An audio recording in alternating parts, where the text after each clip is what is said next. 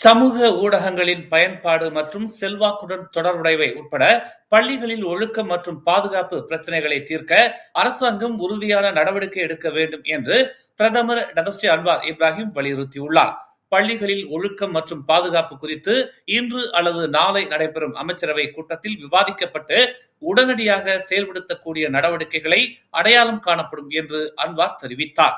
பள்ளிகளில் சில பிரச்சனைகள் முன்னர் தீர்க்கப்பட்டிருந்தாலும் தற்போதைய பல சம்பவங்கள் மாணவர்களின் தனிப்பட்ட மற்றும் குடும்ப சூழ்நிலைகளுடனும் ஸ்மார்ட் போன்கள் மற்றும் சமூக ஊடக தளங்களின் பரவலான பயன்பாட்டுடனும் தொடர்புடையதாக தெரிகிறது என்று அன்வார் சுட்டிக்காட்டினார்.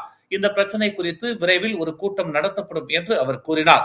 எனவே இன்று அல்லது நாளை இந்த விஷயத்தை பற்றி விவாதிக்க அமைச்சரவை கூட்டத்தை தாம் கூட்டப் போவதாக அவர் கூறினார்.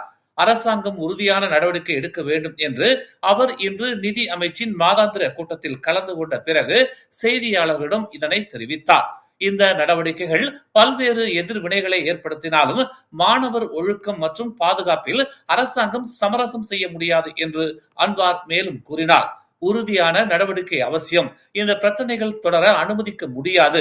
ஏனெனில் அவை அனைத்தும் சமூக ஊடகங்களின் செல்வாக்கில் இருந்து உருவாகின்றன என்று அன்வார் தெரிவித்தார். மேலும் செய்திகளை தெரிந்து கொள்ள தமிழ் மலர் நாளிதழை பாருங்கள். உடனுக்குடன் செய்திகளை தெரிந்து கொள்ள தமிழ் மலர் இணையதளம், தமிழ் மலர் செயலி மற்றும் மலர் டிவி யூடியூப் சேனலை வலம் வாருங்கள். எங்களோடு இணைந்திருக்க மலர் டிவியை பதிவு செய்து கொள்ளுங்கள். உறவுகள் மகிழ்ந்திட விருப்பம் மற்றும் பகிர்வு சேவையை சொடுக்கிடுங்கள்.